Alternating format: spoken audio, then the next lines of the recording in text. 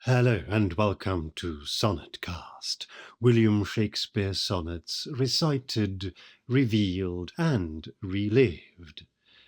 I am Sebastian Michael, and this is Sonnet 23.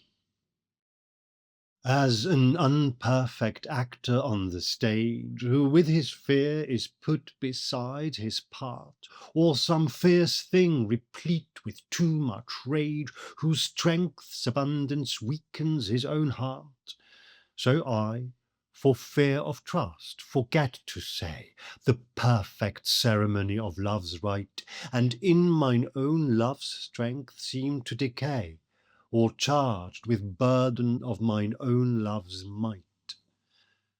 Oh, let my books be then the eloquence and dumb presagers of my speaking breast, who plead for love and look for recompense more than that tongue that more hath more expressed. Oh, learn to read what silent love hath writ. To hear with eyes belongs to love's fine wit. The simultaneously self-conscious and also cautiously confident Sonnet 23 counsels the young man in the art of love, and in doing so it becomes the first one in the series to signal an uncertainty on William Shakespeare's part about the level to which the young man's love for him matches his own love for the young man in both degree and sophistication.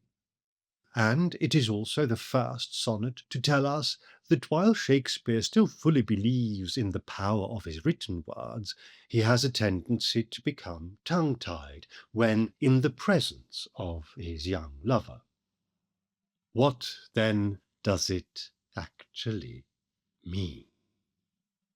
As an unperfect actor on the stage, who with his fear is put beside his part, like an actor on stage who doesn't know his lines properly, who is not word perfect and therefore unperfect, and who is beside himself with his stage fright and thus also beside his part, meaning unable to act well, or some fierce thing replete with too much rage, whose strength's abundance weakens his own heart, or some fierce creature that is full of rage. Thing here most likely refers to an unspecified animal, though it could also, of course, be a person who is overcome with anger, the strength of which the anger's or the rage's abundance paralyzes him.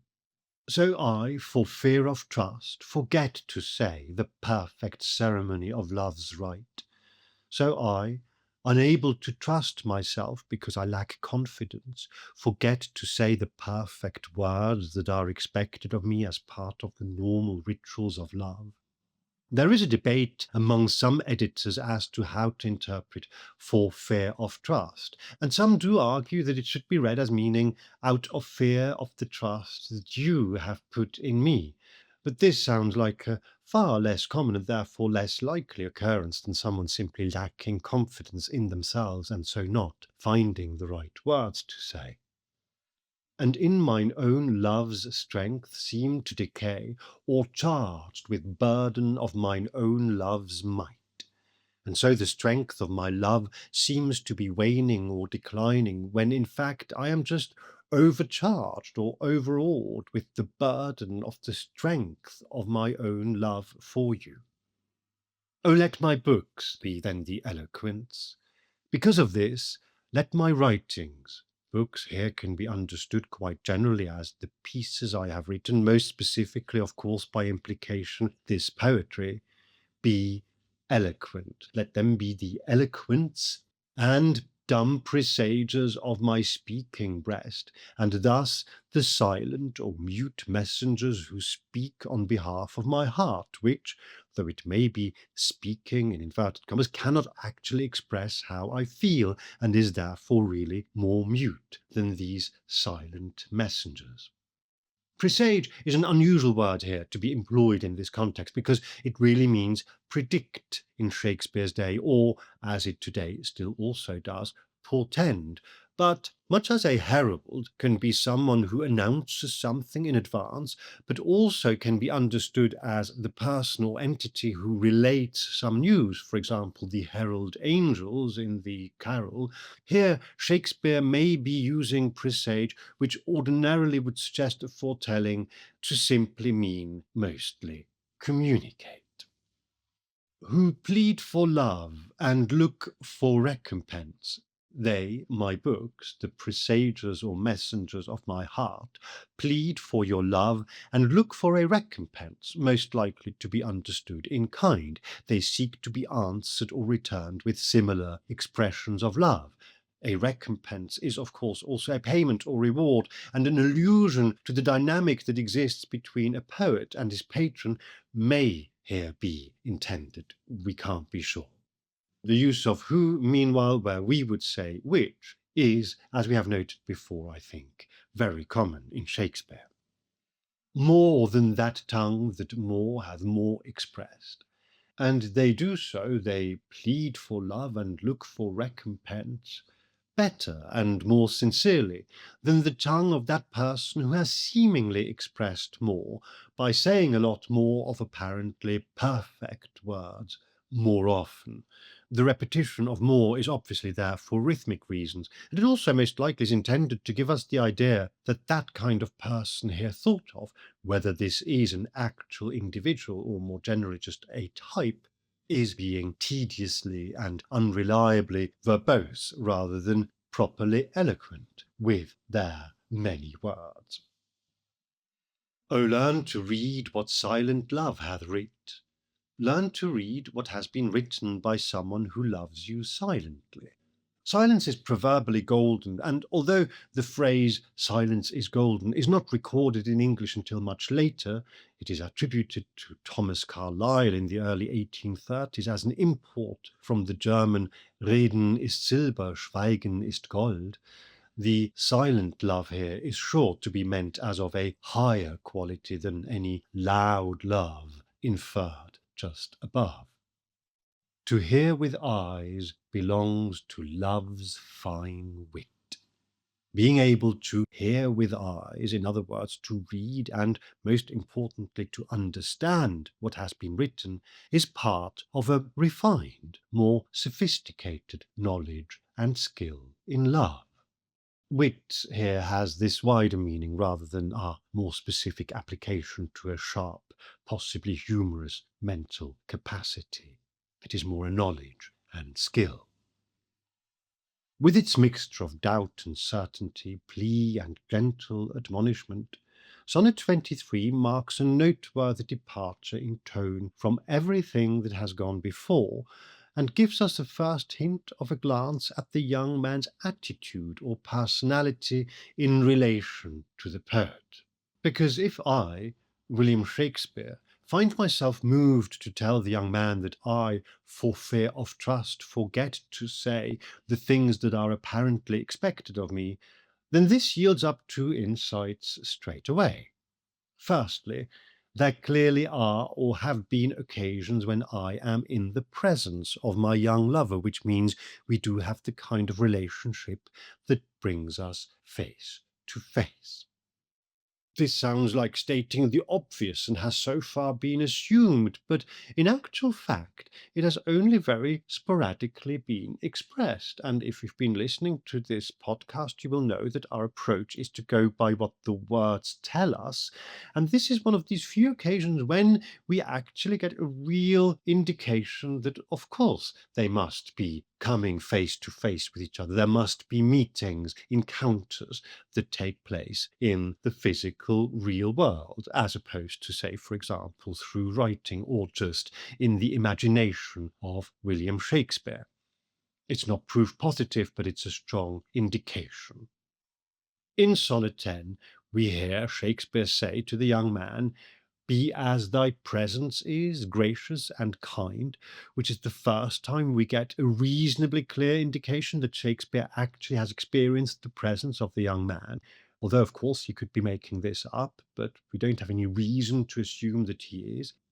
In Sonnet 14, Shakespeare says that "from thine eyes my knowledge I derive," which, always assuming for want of any good reason not to, that we can read these specific lines fairly literally, suggests that I, the poet, have actually looked into the young man's eyes. Sonnet 15, with sets you most rich in youth before my sight, may or may not reference an actual encounter, and from then on, right through to Sonnet 22, these poems, for all their awe and wonder, their cheekiness and innuendo, do not give any further indication as to whether we find ourselves mostly in Shakespeare's imagination or equally in the physical world. Here now, though, we are left in little doubt, because in an age before telephony or radio communication, let alone the internet or mobiles, the only way anyone could be expected to hear anything of what anyone else was saying to or about them would be in their actual presence. We can reasonably infer from the existence of this sonnet, then, that William Shakespeare and the young man are seeing each other in inverted commas, at least inasmuch as there has been, at the very least, one further occasion on which they have met in person.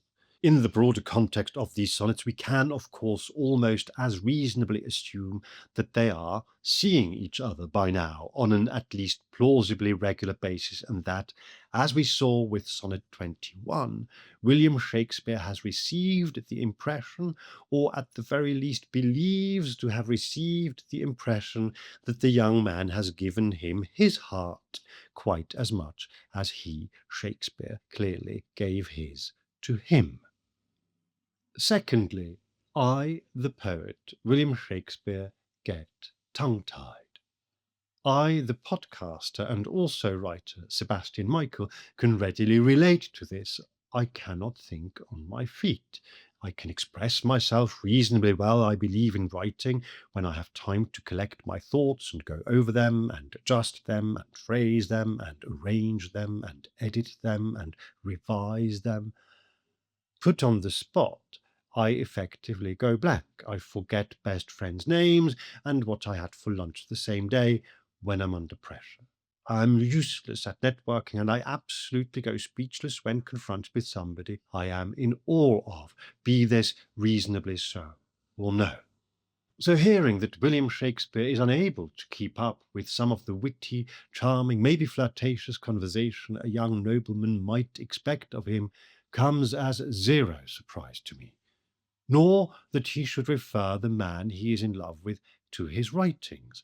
I have communicated some of the most important things I've had to say to people closest to me, not in person, not on the phone, not on Zoom, which didn't exist then, even though we're talking about 30 years ago as opposed to 400, but in writing, because that's how I knew how to say them. The advice, then, that the young man receives from his somewhat older lover is, as far as I can tell, entirely sound. Oh, learn to read what silent love hath writ. To hear with eyes belongs to love's fine wit. And there is a third, maybe more indirect insight that Sonnet 23 opens up for us. A disturbance has made itself felt. We still don't know, of course, anything about how the young man responds to these sonnets, if at all, or even whether he gets to read them, though the assumption certainly has been, and quite reasonably, that he does. But in order for William Shakespeare to explain his inability to say the right thing when required to do so, and to then subtly but very clearly advise his young lover to acquire the skill of reading and appreciating the poetry that is being composed for him, he, the young man, must have done or said something that prompts this response. It does not make sense for a sonneteer in the flush of fresh love to go on the defensive in this way, for no reason. Whether the young man has actually said something directly, or whether he has let some displeasure be known or shown through the absence of a reaction, or whatever else exactly may have happened, we do not know and may never know. But this fact alone, that everything is not perfect in the dynamic between Shakespeare and the young man, is supremely interesting, because this is the first glimpse we get of this kind at the inner workings of that dynamic. All we had received so far was the increasingly abundant adoration on Shakespeare's part of the young man, and a gradual evolution of the relationship from fairly generic and distanced to quite intimate, albeit thus far, as we saw in Sonnet 20, possibly non-sexual. Here now, this changes, not dramatically, in fact quite subtly, but perceptibly and significantly. With Sonnet 23, the relationship, or to be more precise, our understanding of the relationship, becomes more nuanced, more complex, more human. This is the first sonnet to reflect just a hint of the actual interplay between Shakespeare and the young man, and we must assume from the words in this sonnet that the young man has not been all sweetness and wonder and exclusively complimentary to our poet.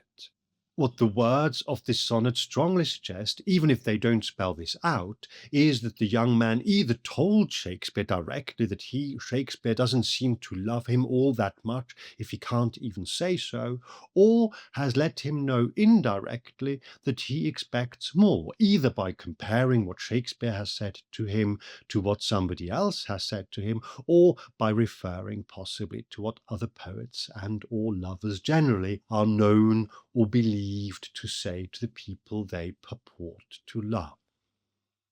What this gives us then, and also for the first time, is a more multidimensional characterization of the young man.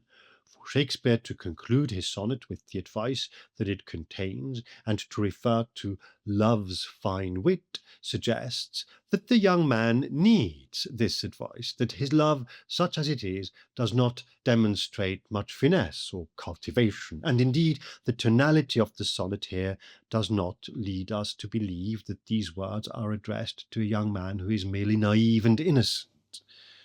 The way they are formulated and structured much more suggests someone who is what today we might call rather entitled, someone who makes certain demands and fully expects those to be met in a fairly blunt, so as not to say blatant way. Sonnet 23 thus moves us onto a new plateau again, one on which the relationship between William Shakespeare and his young lover becomes more plastic, in a sculptural sense, not in a cheapened sense, more intricate, more layered. As ever, we want to be careful about any pronouncements we make and about how much we interpret, but this is the impression we are certainly getting, and it is one that is just about to be corroborated with the marvellously complex Sonnet 24, before, with the oft-rendered Sonnet 25 and the much less famous but no less impactful Sonnet 26, things take a couple of whole new turns again. There were no roller coasters in Shakespeare's day, but had there been, he would soon find himself reminded of one just from what he's about to go through with his love for this young man. And so I hope you will join me again here on Sonnetcast as we recite, reveal and relive the sonnets of William Shakespeare.